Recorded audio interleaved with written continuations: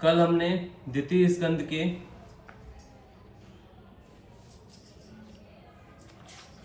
9वें और 10वें अध्याय में देखा ब्रह्मा जी का भगवान के द्वारा चतुश्लोकी भगवान को उपदेश एवं भगवत धाम के दर्शन तथा भागवत के 10 लक्षण। इसके अलावा हमने प्रथम अध्याय में देखा तृतीय स्कंद के कि किस प्रकार श्री सुखदेव जी ने परीक्षित जी के पूछने पर उद्धव और विदुर जी की जो भेंट थी, भेंट मतलब मिलना होता है, उसकी कथा बताई कि मिलने पर उन्होंने क्या क्या प्रश्न किया। और आज हम अथ तृतीय अध्याय में उद्धव जी द्वारा भगवान की बाल लीलाओं का वर्णन करेंगे। श्री शुकवाच, श्री सुखदेव जी कहते हैं, इति भागवत पृष्ठ क्षत्रा वार्ता प्रियत श्याम प्रतिवक्तु न चेत्सहे औसकंच स्मा मारीश्वर। जब विदुर जी ने परम भक्त उद्धव जी से इस प्रकार उनके प्रियतम श्री कृष्ण से संबंध रखने वाली बातें पूछी, तब उन्होंने अपने स्वामी का स्मरण हुआया और वे हृदय भर आने के कारण कुछ भी उत्तर न दे सके। जब वे 5 वर्ष के थे तब बालकों की तरह खेल में ही श्री कृष्ण की मूर्ति बनाकर उसकी सेवा पूजा में ऐसे तन्मय हो जाते थे कि कलेवे के लिए माता के बुलाने पर भी छोड़कर नहीं जाना चाहते थे। अब तो दीर्घकाल से उन्हीं की सेवा में रहते रहते बूढ़े हो चले थे। अंतः विदुर जी के प्रश्न पूछने से उन्हें अपने प्यारे प्रभु के चरण कमलों का स्मरण हुआया। उनका चित्त विरह से व्याकुल हो गया। फिर वे कैसे उत्तर दे सकते थे। उद्धव जी श्री कृष्ण के चरणाविंद मकरंद सुधा से सराबोर होकर 2 घड़ी तक कुछ भी नहीं बोले। तीव्र भक्ति योग से उनमें डूबकर वे आनंद मग्न हो गए। उनके शरीर में रोमांच हो आया तथा मुंदे हुए नेत्रों से प्रेम के आंसुओं की धारा बहने लगी। उद्धव जी को इस प्रकार प्रेम प्रवाह में डूबे देखकर विदुर जी ने कृतकृतज्ञ माना। कुछ समय बाद जब उद्धव जी भगवान के प्रेम धाम से उतरकर पुनः धीरे धीरे संसार में आए, तब अपने नेत्रों को पोंछकर भगवत लीलाओं का स्मरण होने से विस्मित हो विदुर जी को इस प्रकार कहने लगे।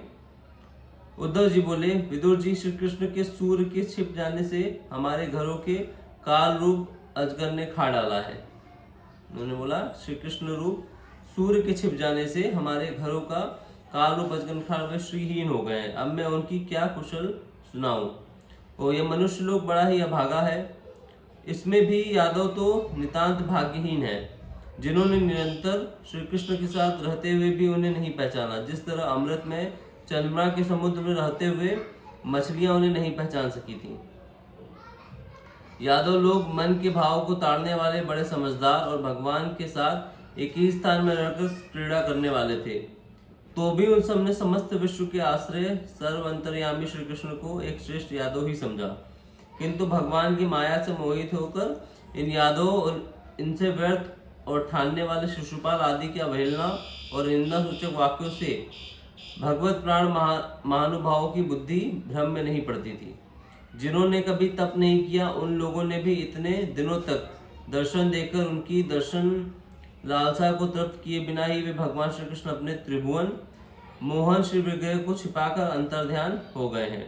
और इस प्रकार उन्होंने मानो उनके नेत्रों को ही छीन लिया। भगवान ने अपनी योग माया का प्रभाव दिखाने के लिए मानवीय लीलाओं के योग्य जो दिव्य श्री विग्रह प्रकट किया था, वह इतना सुंदर था कि उसे देखकर सारा जगत तो मोहित हो ही जाता था, वे स्वयं भी विस्मित हो जाते थे। सौभाग्य और सुंदरता की पराकाष्ठा थी उस रूप में। उससे आभूषण, अंगों के गहने भी विभूषित हो जाते थे। धर्मराज युधिष्ठिर के राष्ट्रीय यज्ञ में जब भगवान के उस नयनाभिराम रूप पर लोगों की दृष्टि पड़ी, तब त्रिलोकी ने यही माना था कि मानव सृष्टि की रचना में विधाता की जितनी चतुराई है, इस रूप में पूरी हो गई है। उनके प्रेमपूर्ण हास्य विनोद और लीला में चितवन से सम्मानित होने पर भी ब्रजबालाओं की आंखें उन्हीं की ओर लग जाती थी और उनका चित्त भी ऐसे तल्लीन हो जाता था कि वे घर के सारे काम धंधे अधूरा छोड़कर जड़ पुतलियों की तरह खड़ी रह जाती थी। चराचर जगत और प्रकृति के स्वामी भगवान ने जब अपने शांत रूप महात्माओं को अपने ही घोर रूप असुरों से सताए जाते देखा, तब वे करुणा भाव से द्रवित हो गए और अजन्मा होने पर भी अपने अंश बलराम जी के साथ काष्ठ में अग्नि के समान प्रकट हुए। अजन्मा होकर भी वसुदेव के यहाँ जन्म लेने की लीला करना, अपने सबको अभय देने वाले होने पर भी मानो कंस के भय से व्रज में जाकर छिपे रहना और अनंत पराक्रमी होने पर भी काल यवन के सामने मथुरापुरी को छोड़कर भाग जाना, भगवान की लीलाएं याद आकर मुझे बेचैन कर डालती है। उन्होंने जो देवकी वासुदेव की शरण वंदना करके कहा था, पिताजी माताजी, कंस का बड़ा भय रहने के कारण मुझसे आपकी कोई सेवा न बन सकी, आप मेरे इस अपराध पर ध्यान न देकर मुझ पर प्रसन्न हो। श्री कृष्ण की ये बातें जब याद आती हैं तब आज भी मेरा चित्त अत्यंत व्यथित हो जाता है, जिन्होंने काल रूप अपने भ्रुकुट विलास से ही पृथ्वी का सारा भार उतार दिया था। उन श्री कृष्ण के पाद पराग का सेवन करने वाला ऐसा कौन पुरुष है जो उसे भूल सके।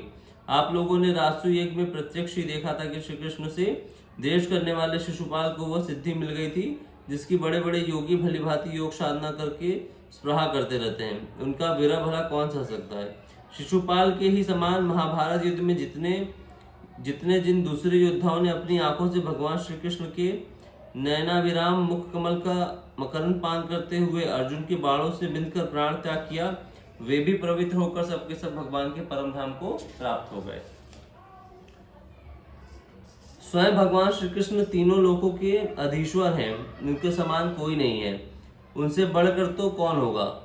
इंद्र आदि असंख्य लोकपालगण नाना प्रकार की भेंटें लाकर अपने मुकुटों के अग्रभाग से उनके चरण रखने की चौकी को प्रणाम किया करते हैं।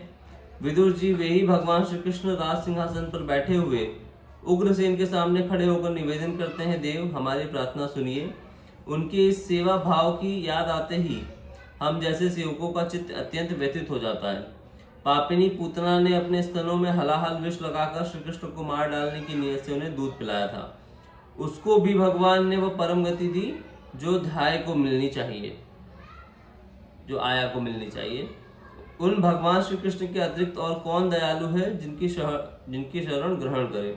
मैं असुरों को भी भगवान का भक्त ही समझता हूँ, क्योंकि वैर भाव जनित क्रोध के कारण उनका चित्त सदा कृष्ण में लगा रहता था और उन्हें रणभूमि में सुदर्शन चक्रधारी भगवान को कंधे पर चढ़ाकर झपटते हुए गुरु जी के दर्शन हुआ करते थे। और रणभूमि में सुदर्शन चक्रधारी भगवान को कंधे पर चढ़ाकर झपटते हुए गरुड़ जी के दर्शन हुआ करते थे। ब्रह्मा जी की प्रार्थना से पृथ्वी का भार उतारकर उसे सुखी करने के लिए कंस के कारागार में वासुदेव देवकी के यहाँ भगवान ने अवतार लिया। उस समय कंस के डर से पिता वासुदेव जी ने उन्हें नंद बाबा के व्रज में पहुंचा दिया। वहां वे बलराम जी के साथ 11 वर्ष तक छिपकर रहे कि उनका प्रभाव वज्र के बाहर किसी पर प्रकट नहीं हुआ। यमुना के उपवन में जिसके हरे भरे वृक्षों पर कलरव करते हुए पक्षियों के झुंड रहते हैं, भगवान श्री कृष्ण ने बछड़ों को चराते हुए ग्वाल बालों की मंडली के साथ विहार किया। वे ब्रजवासियों की दृष्टि आकृष्ट करने के लिए अनेकों बाल लीलाएं उन्हें दिखाते थे। कभी कभी रोने लगते थे, कभी हंसने लगते थे और कभी श्री शावक के समान मुग्ध दृष्टि से देखते थे। फिर कुछ बड़े होने पर वे सफेद बैल और रंग बिरंगी शोभा की मूर्ति गौओं को चराते हुए अपने साथी गोपों की बांसुरी बजाकर रिझाने लगे। इसी समय जब कंस ने उन्हें मारने के लिए बहुत से मायावी और मनमाना रूप धारण करने वाले राक्षस भेजे, तब उनको खेल ही खेल में भगवान ने मार डाला, जैसे बालक खिलौनों को तोड़ फोड़ डालता है। कालिया नाग का दमन करके विष मिला हुआ जल पीने से मरे हुए ग्वाल बालों और गौओं को जीवित कर उन्हें काली दे निर्दोष जल पीने की सुविधा कर दी। कालिका या दय। भगवान श्री कृष्ण ने बढ़े हुए धन का सदैव कराने की इच्छा से श्रेष्ठ ब्राह्मणों के द्वारा नंद बाबा से गोवर्धन पूजा गोयज्ञ करवाया। सदव्यय कराने मतलब सही जगह खर्च करने के लिए।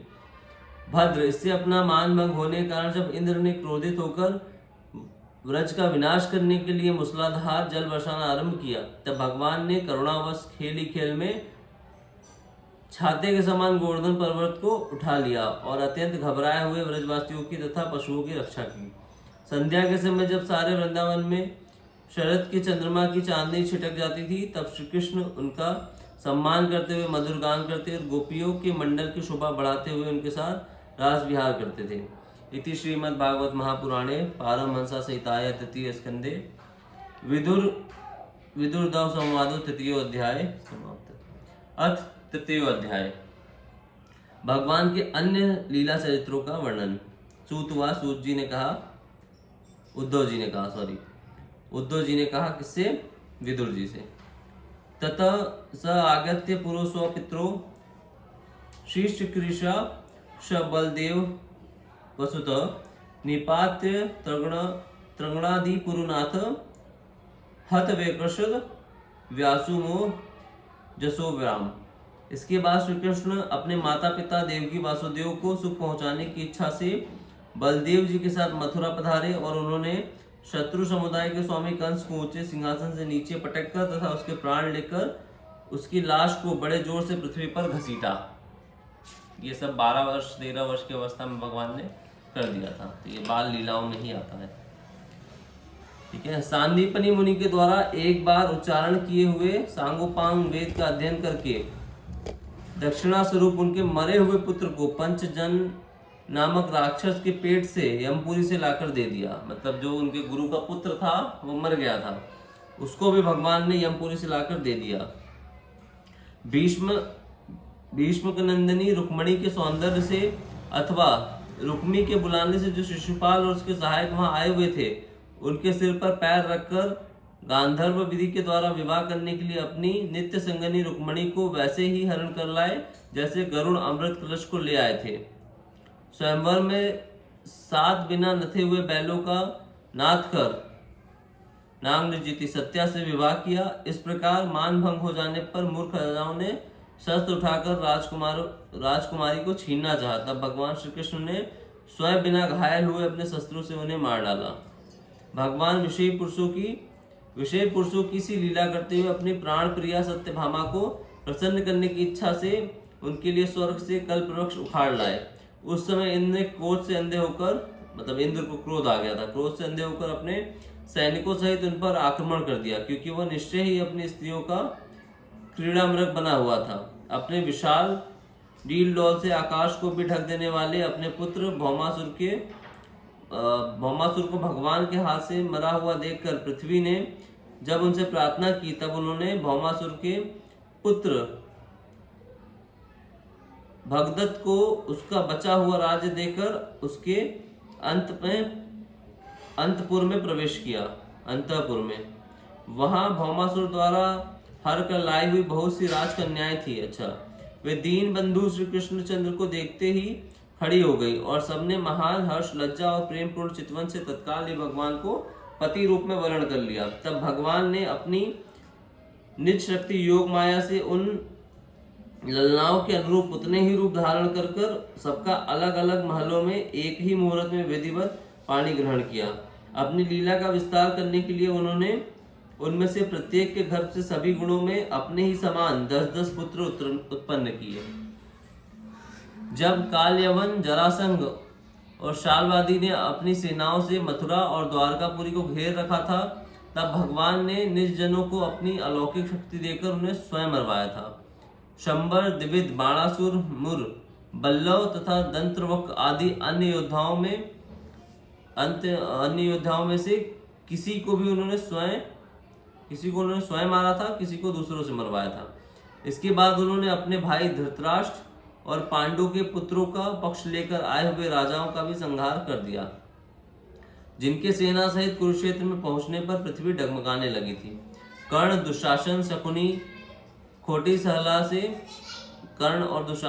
की खोटी सलाह से जिनकी आयु और श्री दोनों नष्ट हो चुकी थी, तथा भीमसेन की गदा से जिसकी जंगा टूट चुकी थी, उस दुर्योधन को अपने साथियों के सहित पृथ्वी पर पड़ा देखकर भी उन्हें प्रसन्नता न हुई। वो सोचने लगे, यदि द्रोण, भीष्म, अर्जुन और भीमसेन के द्वारा इस 18 अक्षौणी सेना का विपुल संहार हो भी गया, तो इससे पृथ्वी का कितना भार हल्का हुआ। अभी तो मेरे अंश रूप प्रद्युम्न आदि के बल से बढ़े हुए यादवों का दूसरा दल बना ही हुआ, मतलब यादव का भी मन बढ़ गया था, तो भगवान ने लीला करके उनको भी मार दिया। जब ये मधुपान से मतवाले होकर आंख लाल लाल करके आपस में लड़ने लगे, मतलब दारू पीकर आपस में लड़ गए, तब उनसे ही इनका नाश होगा, इसके सिवा और कोई उपाय नहीं। असल में मेरे संकल्प करने पर ये स्वयं ही अंतर्ध्यान हो जाएंगे, मतलब वो भी भगवान के अंश से जो आपस में ही लड़े और फिर अंतर्ध्यान हो गए। यो सोचकर भगवान ने युधिष्ठिर को अपनी पैतृक राजगद्दी पर बिठाया और अपने सभी सगे संबंधियों को सत्पुरुषों का मार्ग दिखाकर आनंदित किया। उत्तरा के उदर में जो अभिमन्यु ने पुरुवंश का बीज स्थापित किया था, वह भी अश्वत्थामा के ब्रह्मास्त्र से नष्ट सा हो चुका था, किंतु भगवान ने उसे बचा लिया। उन्होंने धर्मराज युधिष्ठिर से 3 अश्वमेघ यज्ञ करवाए और वे भी भगवान श्री कृष्ण के अनुगामी होकर अपने छोटे भाइयों की सहायता से पृथ्वी की रक्षा करते हुए बड़े आनंद से रहने लगे। विश्वात्मा भगवान ने द्वारकापुरी में रहकर लोक और वेद की मर्यादा का पालन करते हुए सब प्रकार के भोग भोगे, किंतु सांख्य योग की स्थापना करने के लिए उनमें कभी भी आसक्त नहीं हुए। मतलब चीजों को यूज तो करो लेकिन उसमें मन नहीं लगना चाहिए, आसक्ति जिसको बोलते हैं कि उसमें जुड़ जाना। मधुर मुस्कान, स्नेहमयी चितवन, सुधामयी वाणी, निर्मल चरित्र तथा समस्त शोभा और सुंदरता के निवास अपने श्री विग्रह से लोक परलोक और विशेषतः यादवों को आनंदित किया तथा रात्रि में अपनी प्रियाओं के साथ क्षणिक अनुराग युक्त होकर समयोचित विहार किया और इस प्रकार उन्हें भी सुख दिया। इस तरह बहुत वर्षों तक विहार करते करते उन्हें गृहस्थ आश्रम संबंधी भोग सामग्रियों से वैराग्य हो गया। ये भोग सामग्रियां ईश्वर के अधीन है और जीव भी उन्हीं के अधीन है। जब योगेश्वर भगवान श्री कृष्ण को ही उनसे वैराग्य हो गया, तब भक्ति योग के द्वारा उनका अनुगमन करने वाला भक्त उन पर विश्वास कैसे ही करेगा, बताओ। एक बार द्वारकापुरी में खेलते हुए यदुवंशी और भोजवंशी बालकों ने खेल खेल में मुनीश्वरों को चढ़ा दिया। तब यादव कुल का नाश ही भगवान को अभिष्ट है समझकर उन ऋषियों ने बालकों को श्राप दे दिया। इसके कुछ महीने बाद भाविवश वृष्णि भोज और अंधक वंशी यादव बड़े हर्ष से रथों पर चढ़कर प्रभास क्षेत्र को गए। वहां स्नान करके उन्होंने उस तीर्थ से जल पिया, पितर देवता और ऋषियों का तर्पण किया, ब्राह्मणों को श्रेष्ठ गौएं दी। उन्होंने सोना चांदी शैया वस्त्र मृगचर्म कंबल पालकी रथ हाथी कन्याएं और ऐसी भूमि दी जिससे जीविका चल सके तथा नाना प्रकार के सरस अन्य भी भगवत अर्पण करके ब्राह्मणों को दिए। इसके पश्चात गौ और ब्राह्मणों के लिए ही प्राण धारण करने वाले इन वीरों ने पृथ्वी पर सिर टेक कर उन्हें प्रणाम किया। इति श्रीमद्भागवत महापुराणे पारमहंस संहिताया तृतीय स्कंदे विदुर उद्धव संवादे तृतीय अध्याय